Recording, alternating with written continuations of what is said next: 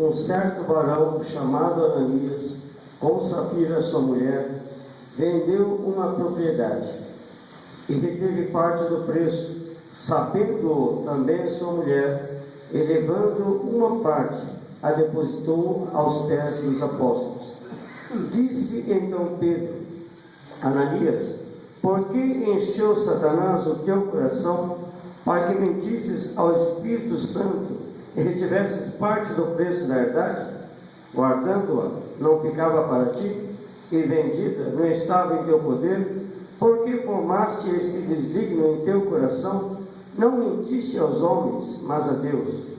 E Ananias, ouvindo estas palavras, caiu e expirou.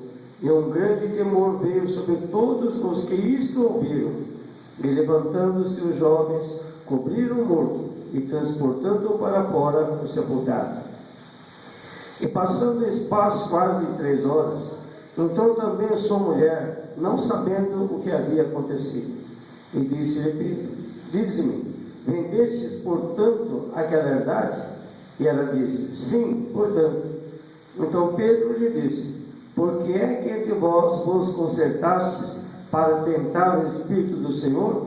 Eis aí à porta os pés dos que sepultaram teu marido, e também te levaram a ti.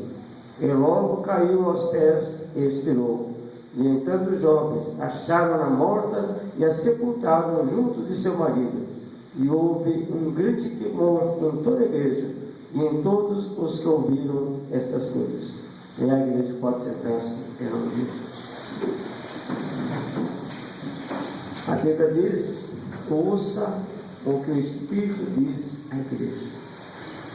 Que você esteja com seus olhos bem abertos, seus olhos espirituais, e que a sua mente esteja bem aberta, que essa palavra ela entre enquanto morada no seu coração, que você possa entender mais do que das palavras que vai sair da nossa boca, que o Espírito Santo de Deus possa fazer você entender mesmo, porque Deus não tem esse entendimento, não foi procurando a palavra. De tarde, Deus começou a me incomodar e começou a fluir, os pensamentos fluir. E eu comecei a entender, é esta palavra. E é uma palavra que leva à libertação, é uma palavra que leva à cura, é uma palavra que nos leva a nós nos consertarmos com Deus, é uma palavra de bênção para todos nós que estamos aqui. Eu gostaria que toda a igreja estivesse aqui nesta noite, porque é uma palavra, igreja, que todos nós, cristãos, nós que dizemos buscar a Deus, nós precisamos ouvir. Glória a Deus. E a glória é para o Senhor, porque quem fala é Deus. Porque na verdade nós somos tão limitados. Às vezes, tem tantas coisas na nossa mente, pensamos que vamos falar tantas coisas, tantas palavras, daquele jeito, daquela forma, e na hora H a gente não fala nada. Que a glória precisa ser do Senhor e será do Senhor. E que Deus trabalhe na sua vida. É o que eu mais quero nessa igreja, é que Deus trabalhe na sua vida. Porque se Deus trabalhar na nossa vida, na minha e na sua vida, nós vamos ser uma bênção dentro do Senhor. Glória a Deus. Vocês notaram que esses 2 últimos meses que nós estamos vivendo, ocorreu vários julgamentos que a mídia tem acompanhado. O caso Bruno, hoje do Misael, da Mestre Nakajima, julgar, vários julgamentos importantes no que a mídia focou e nós temos conhecimento. O último foi o da Mestre Nakajima hoje, onde Misael, ele pegou 20 anos, mas teria que cumprir apenas 40%, e ficaria para 8 anos. Como ele já havia cumprido 1 ano, mais 7 anos, ele já saiu. E o crime que ele cometeu foi tirar a vida de uma pessoa. E nós vemos, igreja, que se vocês acompanharam alguns dos casos, os advogados de defesa eles usam de certos artifícios, de certos argumentos, para tentar provar a inocência, né, dos seus clientes, na verdade. E nós vemos que, por outro lado, a promotoria, correndo em busca de fatos, de provas, tentam provar que aquela pessoa em questão seria o culpado daquele crime. E nós notamos que os advogados, dependendo, talvez, do seu caráter ou falta de profissionalismo, não sei, eles usam argumentos que não são corretos, que não são de pessoas que têm um caráter de uma pessoa sensata, correta, não digo cristão. E nós percebemos que a estratégia dos advogados, disse Misael, eles tentaram, na verdade, tirar a credibilidade dos peritos, tentando eliminar as provas. Eles bateram nessa tecla, eliminar as provas, tirando a credibilidade dos peritos. E nós vemos que cometer um crime, comete o crime contra a lei, não é? E se você analisar o cometer um crime, trazendo para nós cristãos, para nós no mundo espiritual, diante de um Deus que é espírito, mas é real, o crime que as pessoas cometem neste mundo pode ser comparado com o nosso pecado contra Deus. Há uma grande semelhança, diria até que é igual. Porque, na verdade, quando nós cometemos um crime nessa terra, nós primeiro estamos cometendo crime contra Deus. Só que o crime que o homem comete nessa terra, ele passa por julgamento. E às vezes o julgamento demora. Em alguns casos demora 10 anos, depois de 10 anos, depois de 5 anos, é que vem o julgamento. Mas no mundo espiritual, ele não tem um julgamento. Mas a Bíblia diz um julgamento, né, de um juízo final. Haverá apenas um julgamento, onde todos nós, todos os seres humanos, né, que viveram, que estão vivendo, que ainda vão nascer ainda, antes desse grande dia do juízo final, nós vamos prestar conta com o Senhor. E nós vemos que a lei do homem, de uma certa forma, é injusta. É muito injusto tirar a vida de uma pessoa, cumprir apenas 8 anos. Será que é o suficiente? E nós vemos que é a lei do homem, é a lei humana, né? É a lei. E nós não podemos encontrar lei, nem contra a lei do homem, e principalmente contra a lei de Deus. E nós vemos que nesses crimes, todos os crimes têm uma motivação, todos os crimes têm um motivo que leva a pessoa a cometer o crime. No caso de Misael, a amada Nakajima, é que ela não queria manter aquele relacionamento com ele. Então ele, não aceitando a separação, tirou a vida dela. E assim, igreja, nós somos motivados para nós cometermos o crime, somos motivados também para nós pecarmos contra Deus. Nós não pegamos a Deus à toa. Nós pegamos a Deus porque há um motivo, e esse motivo está dentro da gente. A Bíblia diz que a boca fala, o coração está cheio. A Bíblia diz que antes de nós cometermos um adultério, um homicídio, algo errado, isso já está dentro da gente, procede do nosso coração. Jesus disse, do coração procede o adultério, o homicídio, sabe, todos os pecados, começam aqui dentro. Então, há uma motivação. E nós vemos que, como os advogados desses casos tão importantes que chamaram a atenção de tantas pessoas, talvez no país inteiro, nós vemos que os advogados usaram de estratégias desonestas, erradas, tanto que o promotor chegou e falou para o advogado de defesa: você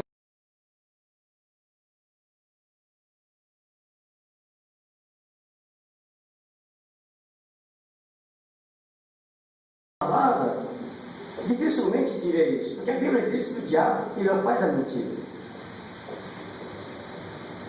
E esta palavra dele tem tudo a ver com o que nós estamos falando.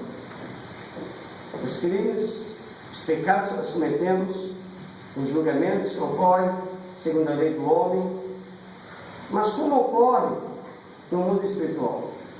Nós pecamos, e pecamos muitas vezes. Não é verdade, igreja? Pecamos muitas vezes. Mas quando nós pecamos, não há um julgamento. Mas segundo a Bíblia diz assim: ser tentado não é pecado. Pecado é ceder à tentação. E uma vez consumado o pecado, gera a morte. Uma vez que nós pecamos, uma vez que nós desobedecemos a Deus, automaticamente vem a morte espiritual. É claro, lembrando que na Bíblia diz que há pecados que é para a morte, e há também pecados que não é para a morte. Mas de uma coisa nós não podemos fugir, que todo pecado tem as suas consequências. Não é, igreja? Sim. E eu procurei entender se não há um julgamento, mas há as consequências automáticas quando nós erramos, quando nós pecamos. Eu entendo, olhando para a minha vida, porque eu também já errei, eu também já falhei, eu também um dia aceitei Jesus, e tive que buscar a Deus, aprender a buscar de Deus e conhecer um pouco de Deus, e não me atrevo a dizer que eu conheço Deus ainda. Eu noto que quando nós erramos, a primeira coisa, a primeira consequência que vem na nossa vida é no nosso espiritual. Vem um abalo espiritual na nossa vida, vem uma fraqueza espiritual. Não sei se a gente já morreu espiritualmente, mas as primeiras consequências é no mundo espiritual. Tanto que Davi, quando ele cometeu aquele adultério, premeditou a morte de Urias, nós vemos que ele naquele salmo ele diz: não retires em mim o teu Espírito Santo. Então nós vemos que a primeira consequência quando nós erramos, igreja, são consequências espirituais. E às vezes a gente ignora, mas se é consequência espiritual não tem problema, está tudo bem. Eu estou vivo, estou de pé, estou trabalhando, tenho minha casa, tenho meu esposo, tenho minha rotina. Se for só espiritual, não tem problema nenhum. Mas sabe o que eu aprendo, igreja? Com Deus.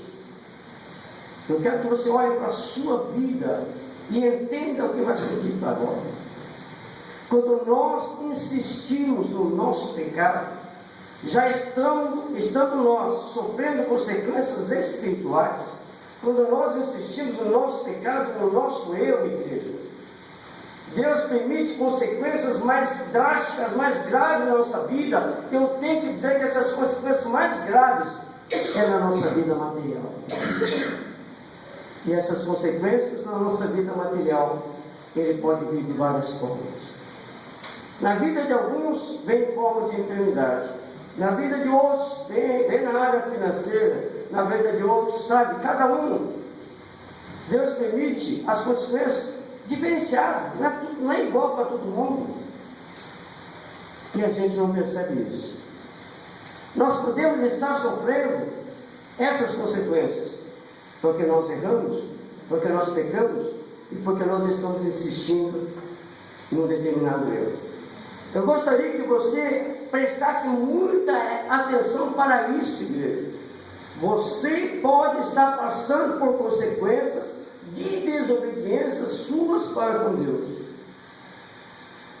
A gente erra, a gente peca, a gente sai da direção de Deus, começa a acontecer coisas na nossa vida. As espirituais já começaram a acontecer desde o momento que nós pecamos. Mas muitas vezes vem as consequências na nossa vida material e a gente não consegue associar com a nossa desobediência diante do Senhor. E nós olhamos, quando a gente fala de pecado, a gente fala de pecados grandes. Na verdade, o ser humano tem assim, não sei se é um conceito já feito na mente dele. Falou em pecado, falou em adultério. Falou em pecado, falou em sexo. Mas na verdade, igreja, segundo a palavra de Deus, toda desobediência é pecado. E não existe diante de Deus pecadinho e pecadão. Todo pecado, igreja, desagrada a Deus. E todo pecado, mesmo pequeno, tem suas consequências. Somos motivados pelo inimigo da nossa alma, a gente pecar. Você é motivado, você é influenciado, o inimigo vem, tenta influenciar você de uma forma que você venha pecar contra Deus. Ele tenta fazer isso. Porque nós vemos que com Judas Iscariotes, aleluias, dizem lá em Lucas capítulo 22, versículo 3, entrou porém Satanás em Judas. Se vocês quiserem procurar, pode procurar Judas 22, versículo 3, entrou porém Satanás em Judas. E como que ele traiu Jesus? Com beijo, querendo dizer, a quem eu beijar, esse é Jesus. E qual foi a motivação dele para trair Jesus? 30 moedas de prata. Eu fiquei pensando, o que queria fazer com essas 30 moedas de prata? Eu nem sei o quanto significava, qual era o valor dessas 30 moedas no tempo de Judas, no tempo de Jesus. Eu não sei se ele poderia comprar uma casa, comprar roupas novas, sabe? Eu não sei se era um tanto de dinheiro que ele poderia ficar, sabe, sem se preocupar por muito tempo. Mas ele traiu Jesus por 30 moedas de prata. E nós vemos que nesse texto que fala de Ananias e Safira, diz também, aleluias, Pedro, dizendo para Ananias, Ananias, por que encheu Satanás o teu coração para que mentisses ao Espírito Santo que tivesse parte do preço da verdade? Vejam bem, Satanás influenciou Ananias a mentir. Igreja, será que o inimigo ele continua agindo da mesma forma, da mesma maneira, ou ficou lá para o tempo de Judas Iscariotes? Ficou lá para o tempo dos apóstolos Ananias e Safira? Será que o inimigo não continua agindo da mesma forma, da mesma maneira, igreja? Ele continua agindo da mesma forma, da mesma maneira, porque ele sabe que se ele conseguir fazer com que você venha pecar, venha desobedecer a Deus, as bênçãos da sua vida são mentiras, que você morre espiritualmente e você vem a sair da presença de Deus. Como ele tenta tirar, como ele consegue tirar alguém da presença de Deus? Fazendo pecado. Agora, igreja, quando eu meditando nesta palavra, Deus me dando, e quando eu comecei a ler, peguei a Bíblia e comecei a ler, vejam bem, qual foi o pecado de Ananias e Safira? Uma mentira. Ele vendeu uma propriedade por um X valor, porque naquele tempo, no tempo da igreja primitiva, o que eles faziam? Os irmãos eram tão unidos, havia tanto amor entre os irmãos, que aquele que tinha propriedade, ou mais propriedades, vendia propriedade, pegava aquele valor e dava, dividia com os irmãos ali em Cristo. E Ananias fez da mesma forma, vendeu uma propriedade. Só que ele vendeu com X valor e pegou metade do valor, vamos dizer assim, metade do valor, e foi levar lá para os apóstolos. Eu vendi minha propriedade, o dinheiro está aqui. Mas não era o valor todo que ele tinha vendido, na verdade, essa propriedade. Era só uma parte. Era uma mentira. Aí eu pensei assim, sabe, a gente mente. Graças a Deus eu não minto, em nome de Jesus digo isso, como servo de Deus eu digo, eu não minto. Mas a mentira é um pecado que muitas pessoas falam, não tem nada a ver, é só uma mentira, não tem nada não. E muitos vão ficar por causa da mentira. Porque a Bíblia diz que os mentirosos não herdarão o reino de Deus. E a mentira parece um pecado pequeno, mas qual foi a consequência dessa mentira? A morte. Ele perdeu a vida. Enquanto que alguém mata alguém, tira a vida de alguém, fica só 8 anos preso. Esse aqui mentiu e morreu. Aí eu fiquei pensando, poxa, por que Deus permitiu que fosse escrito, incluído nessa palavra, nessa coleção de livros, numa situação de uma mentira, ou por causa de uma mentira, uma pessoa viesse perder a vida, na verdade não era uma pessoa, era um casal, 2 pessoas, por causa de uma mesma mentira.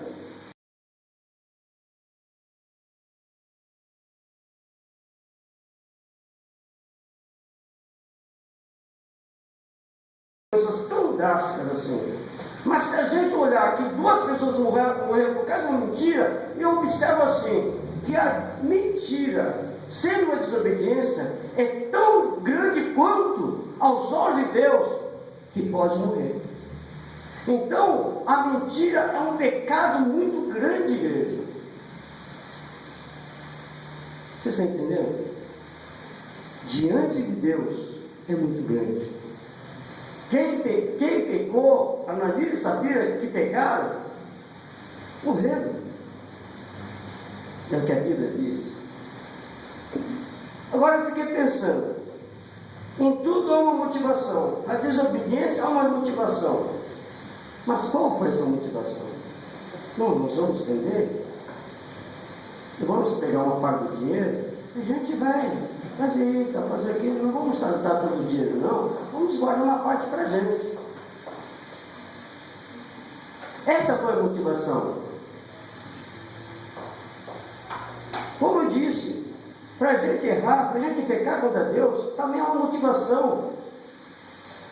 Mas na verdade, segundo o que Pedro disse, eles não precisavam ter mentido.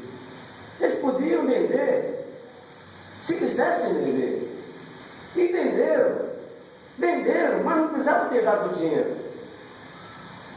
Pronto, Pedro disse, guardando-a, não ficava para ti, e vendida, não estava em teu poder. Por que fumaste esse desígnio em teu coração? Eu não precisava nem vender. Mas se vendeu, não precisava dar o dinheiro. Ficasse com eles, mas eles decidiram mentir. E assim, igreja, nós erramos. Assim nós pecamos. E dentro de mim vem assim, sabe, igreja? É melhor ter pouco com Deus do que muito sem Deus. É melhor não ter nada, mas ter Deus, do que ter tudo e não ter Deus. É melhor não fazer aquilo que eu quero no meu coração e agradar a Deus, do que fazer o que está no meu coração e desagradar a Deus. Eu fiquei pensando nisso, igreja. E nós vemos que Deus, Ele é justo. Nós vemos que o ser humano, ele tenta manipular a lei, né, para, de uma certa forma, amenizar a situação, para que a condenação seja mais branda. Mas, Cristo, no mundo espiritual, não dá para manipular nada. Relacionado a Deus, nós não podemos pegar um advogado qualquer e falar, advogado, me defenda contra Deus. Mas nós sabemos, né, a Bíblia diz que Jesus Cristo é o nosso advogado. Mas Jesus é um advogado que usa a verdade. Jesus Cristo é um advogado que usa o arrependimento, quando nós temos esse arrependimento, quando nós temos pecado contra Deus. Jesus Cristo não é um advogado que usa de certos artifícios para que nós conseguimos o perdão diante do Senhor. Então, a igreja, sabe o que me leva? A não errar. Me leva a não pecar. Me leva até naqueles momentos, sabe, onde você está sendo tentado assim para fazer alguma coisa, para desobedecer a Deus, ou olhando para a sua vontade, se eu querer fazer aquilo que está no seu coração. Não. Eu não vou errar, não vou pecar, não vou fazer minha vontade, vou fazer a vontade de Deus. Igreja, reflete nisso. Todo pecado tem consequências. E você pode estar vivendo essa consequência já na sua vida. E às vezes a gente pensa, mas não tem nada não. Eu não concordo. Olha, igreja, segundo a Bíblia, a criatura não pode contender com o Criador. Olha, igreja, eu digo assim para você, fica na palavra. Deus. Toma cuidado quando você coloca o seu eu, a sua vontade, o seu querer em primeiro lugar. Consulta a Deus, pergunta para Deus. Em tudo isso, eu fiquei analisando, sempre olhando para a minha vida. Sabe quando a gente passa por aquele momento, a gente tem um deslize, a gente faz uma coisinha errada, uma coisa que não agrada a Deus. E a gente quer queimar no nosso coração, não, que isso não tem nada a ver. A gente quer convencer a nós mesmos que aquilo lá não é errado. Vocês já fizeram isso, já, né? Vocês estão entendendo o que eu estou querendo dizer. Vocês erraram, mas vocês fizeram vista grossa para não reconhecer que está errado, e você tenta manter-se igual, manter-se bem. Só que há momentos, há certos momentos, não é todo dia, toda hora, não, todo segundo, todo minuto, não. Há alguns momentos que acontecem algumas coisas na nossa vida e Deus faz, sabe aquele relâmpago que Deus tem aquele clarão e vem e vai embora. Só que naquele momento você se lembra, aquilo que é errado. Deus chama a nossa atenção, não fala é errado, mas Ele chama aquela situação, chama a nossa atenção para aquela situação. E a intenção de Deus é: está errado, está errado. E a gente não quer ouvir, a gente não quer entender que está errado, a gente não quer entender que nós estamos agradando a Deus, a gente quer manter a nossa posição, achando que nós vamos ganhar, achando que nós vamos prevalecer, achamos que é bom para a gente, e quando na verdade é o contrário, nós estamos sendo prejudicados, e se nós assistimos naquele erro, virão consequências na nossa vida material. Será que você tem essa sensibilidade de entender o que está sendo falado nesta noite? Será que você consegue pegar o que está sendo falado e trazer para a sua vida, para a sua situação, para aquilo que talvez você esteja desagradando a Deus? Espírito Santo de Deus, fala no coração de cada um que está aqui nesta noite e faz cada um entender o que está vivendo cada um diante de ti. Glória a Deus. Aleluia, Jesus. Aleluia.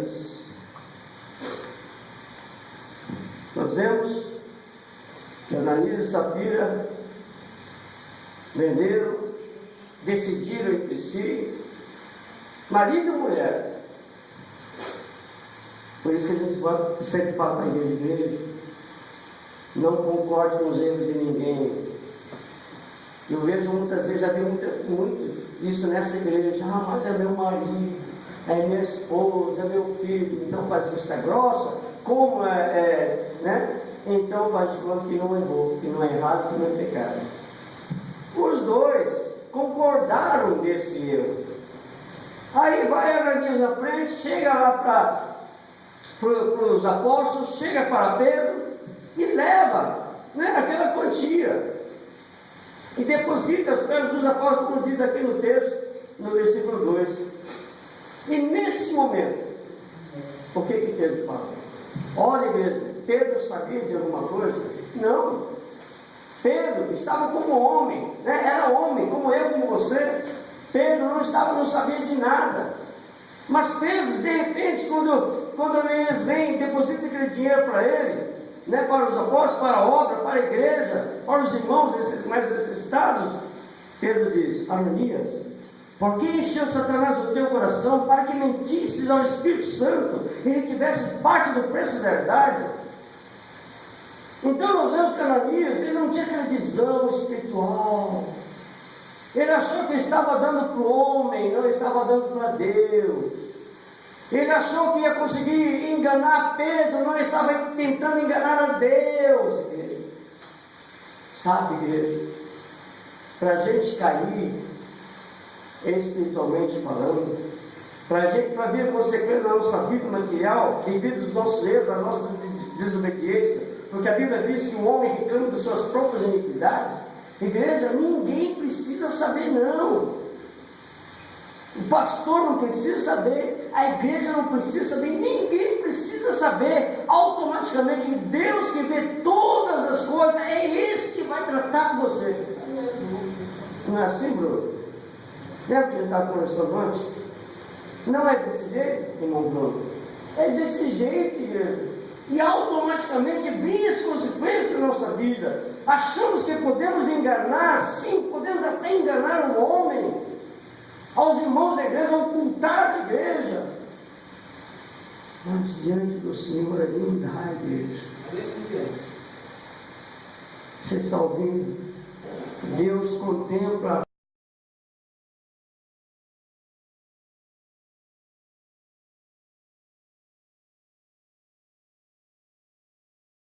essa palavra, Ele sabe se você está aceitando essa palavra, Ele sabe se você está discordando dessa palavra, Ele te conhece por dentro e por fora, igreja.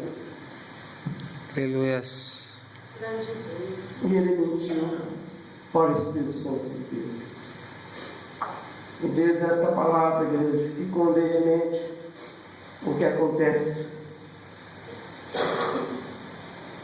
Ele simplesmente morre.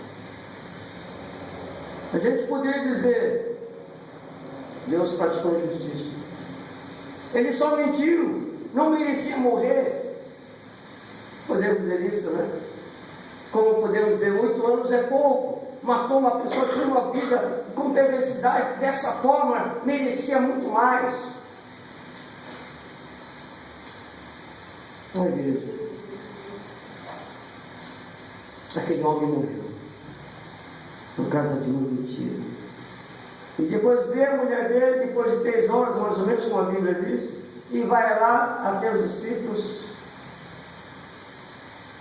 E Pedro diz: por que é que entre vos concertastes para tentar o Espírito do Senhor? Eis aí a porta, os pés dos que sepultaram teu marido, e também te levarão para ti. E ela morre também. Igreja, pecado tem consequência.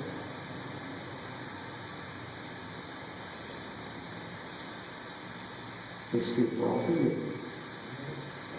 Você pode olhar assim para a sua vida, você perceber que você está diferente.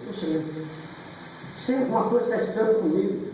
Eu vou para a igreja e não consigo sentir a presença de Deus. Eu estou estranho, não sei o que está acontecendo comigo.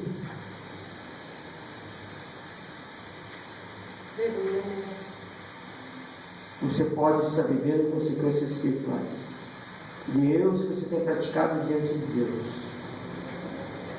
Você está bem espiritualmente? Se você não está bem, procure, faça uma análise. Será que você errou em alguma coisa, pecou contra Deus em algum momento? Você está em desobediência, você não está percebendo, está fazendo vista grossa? Igreja, hoje é noite de conselho. Essa palavra para obreiro, para pastor, para missionário, para todos. Para mim, eu quero me manter firme na presença de Deus. Eu quero que Deus venha derramar as bênçãos dele na minha vida. Não quero o contrário, não, igreja. Eu quero convidar você. Que Deus tem falado com você nessa noite através dessa palavra.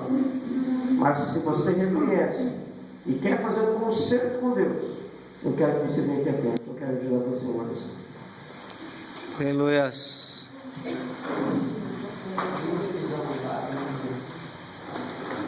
Sabe, igreja, depois de uma palavra dessa, se você não se concentrar com Deus, consequências maiores virão na sua vida. E eu entendo assim, igreja. Porque esse entendimento que Deus deu para mim, eu fiquei com a boca aberta. Se você acata essa palavra, sabe o que vai acontecer na sua vida? Vitória, bênção, cura. Sabe, igreja? O nosso advogado, que é Jesus, vai interceder por nós diante do Pai. E Deus, Ele vai aceitar, se há um arrependimento meu, seu, daquele que tem errado, Deus vai aceitar. Deus vai aceitar esse argumento, porque é um argumento firme, concreto, igreja.